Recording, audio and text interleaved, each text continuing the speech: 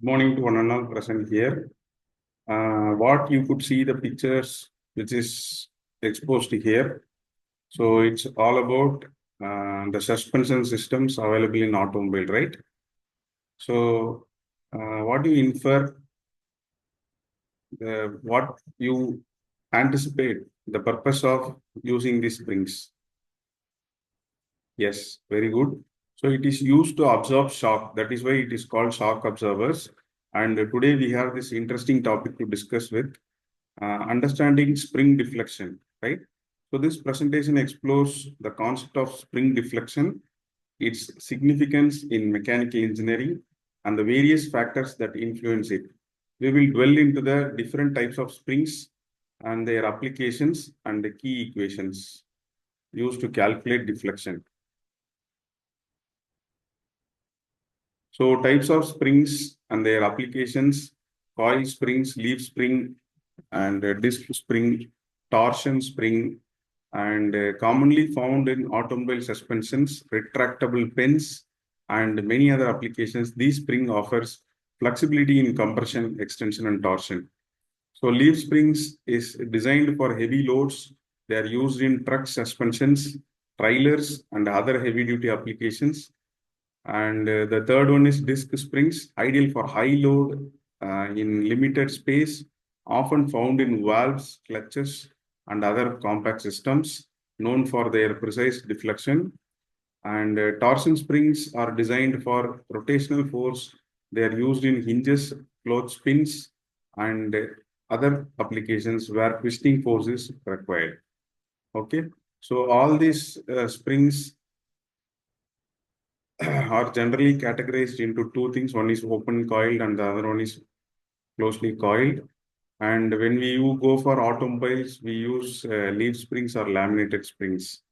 So the basic law behind this linear deflection is Hooke's law. So Hooke's law describes that linear relationship between force and deflection of the spring. The spring constant K represents the stiffness of the spring, depending on how much force is required to achieve certain deflection. So factors affecting spring deflection. So the material properties, geometry, load type, temperature. We'll discuss one by one. And the material properties, the Young's modulus and the shear modulus of the spring material influence its stiffness.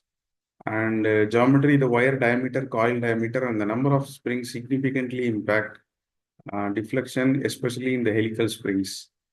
And the third one is load type, statically or dynamic loads, and the direction of the force, tension, or compression affect deflection and spring life.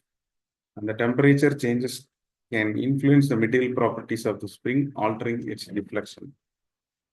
The equations for calculating deflections: one is helical compression spring. We use the formula of dou equal to 8FD the whole cube n into GD power 4.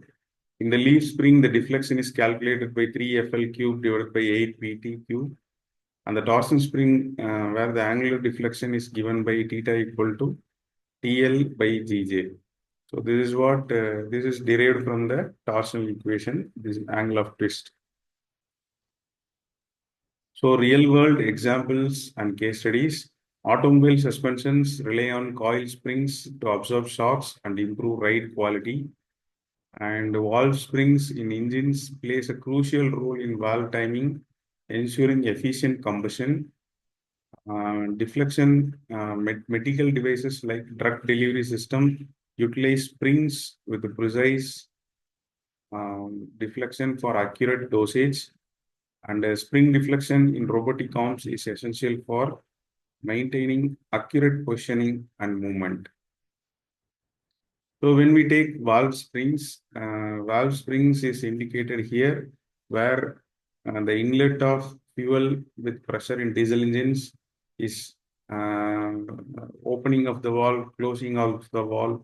Everything is directly related to the tension of the spring, and it works efficiently for longer duration. So medical devices such as drug delivery systems utilize spring with precise deflection for accurate dosage. like when we inject any medicine inside the body of a human, so there exists an automatic drug delivery system where it has to deliver certain amount of drug exactly to the person. So advanced considerations and non-linear deflection, buckling, fatigue, non-linear deflection. These are the three things. Compression springs can buckle under high compressive loads. Repeated cyclic loading can lead to fatigue failure in springs. So compression geometries and large deflections can result in non-linear spring behavior. So optimizing spring design by understanding spring deflection, engineers can design that are both reliable and efficient. Accurate calculations, material selection and testing are essential for optimum spring design. So I hope you understood the basic things of deflection of springs. Meet you in the next lecture. Thank you.